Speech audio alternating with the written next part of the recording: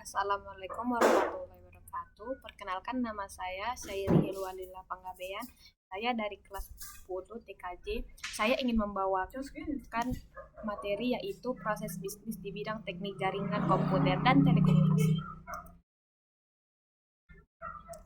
Yang pertama, proses bisnis. Bisnis merupakan kegiatan yang dilakukan perorangan atau kelompok atau organisasi untuk menjual barang atau jasa dalam rangka mendapat keuntungan atau laba. Lalu apa sih yang dimaksudnya itu? Itu proses bisnis merupakan salah satu atau beberapa langkah yang dilakukan secara terstruktur dan saling terkait. Proses bisnis merupakan serangkaian kegiatan yang dirancang untuk mendapat tujuan tertentu dalam suatu organisasi seperti pelanggan atau pasar.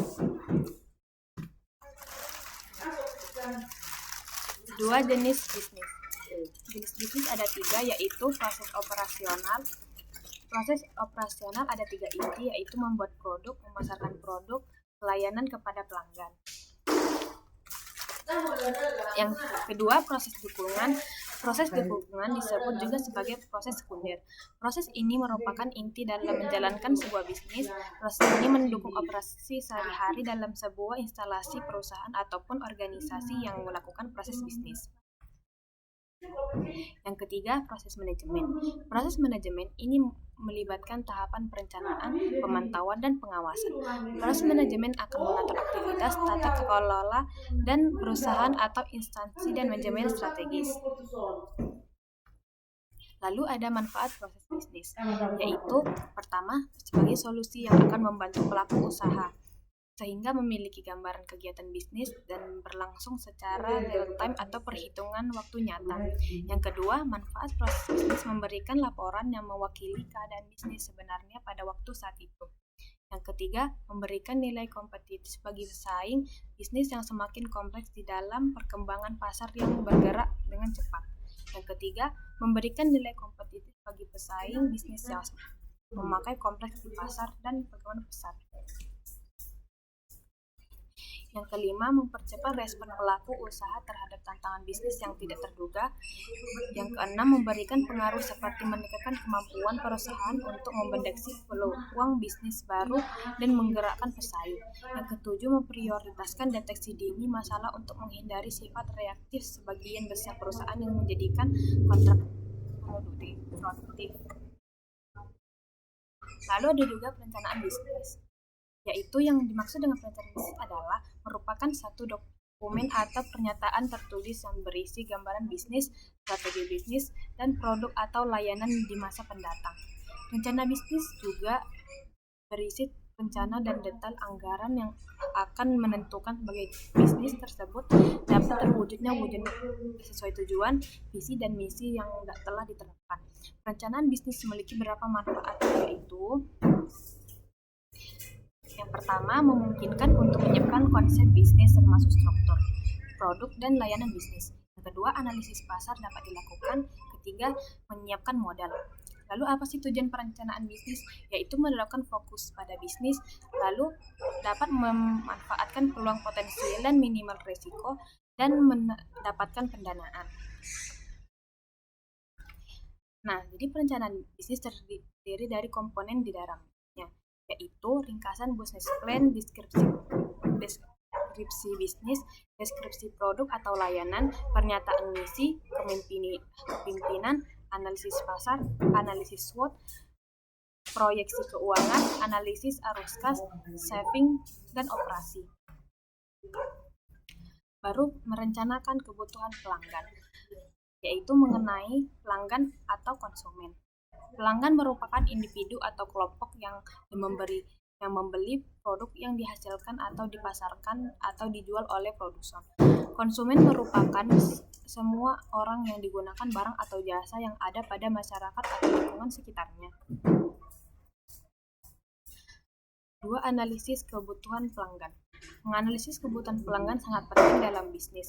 Analisis kebutuhan pelanggan digunakan untuk mengetahui kebutuhan atau pelaku konsumen atau pelanggan, yaitu ada 3 jenis, yaitu dengan menganalisis kebutuhan pelanggan, pelaku bisnis dapat mengidentifikasi atau menciptakan produk. Yang kedua, jika kita mengetahui kebutuhan konsumen, maka akan memiliki dorongan untuk produksi jasa barang atau jasa. Lalu, untuk mengetahui kebutuhan pelanggan, kita dapat fokus untuk meningkatkan kualitas barang atau jasa yang diberikan kepada pelanggan atau konsumen dengan kualitas yang baik. Berdasarkan analisis kebutuhan pelanggan di atas, ada beberapa manfaat, yaitu bisnis dapat menciptakan produk atau layanan yang sesuai dan kualitas tinggi. Yang kedua, pebisnis mendapatkan semangat untuk berbisnis dan menjadi pebisnis yang berkualitas. Yang ketiga, pebisnis dapat mengembangkan usahanya ketika banyak orang membeli atau menggunakan jasanya. Keempat, pebisnis dapat menentukan target pasar yang akan ditiru. Lalu, pebisnis dapat meningkatkan kualitas dan mengoptimalkan produk atau jasa. Lalu, ada strategis implementasi bisnis dan indikator kepuasan pelanggan. Yang pertama yaitu mengenai strategi implementasi bisnis, yaitu ada 3 jenis, yaitu cara mengembangkan bisnis, lalu cara memenuhi kebutuhan pelanggan, dan ketiga, mengetahui cara untuk bersaing dengan bisnis lain. Keempat, siap dengan perubahan besar. Nah, lalu ada juga beberapa langkah di antara berikut, yaitu perusahaan harus mempersiapkan dan merumuskan strategi implementasi bisnis terhadap pertumbuhan bisnis yang akan terjadi di masa depan. Kedua, perusahaan harus mengutamakan kepuasan pelanggan. Lalu yang ketiga, perusahaan harus dipersiapkan diri menghadapi tantangan yang akan muncul di masa mendatang, termasuk perubahan pasar dan tantangan dari bisnis lainnya. Lalu perusahaan harus mengelola dengan baik dan dapat setiap bagian fungsional untuk meningkatkan kemampuan bisnisnya. Lalu ada prosedur kepuasan pelanggan dan budaya mutu, yaitu prosedur yang berkualitas. Dalam bisnis, untuk memberikan produk yang berkualitas kepada pelanggan, perusahaan harus memberikan produk yang berkualitas. Lalu ada juga pelayanan yang berkualitas. Jika produk yang disediakan perusahaan berkualitas baik dan pelayanan yang berkualitas, maka pelanggan akan puas dengan produk dan pelayanan yang diberikan perusahaan.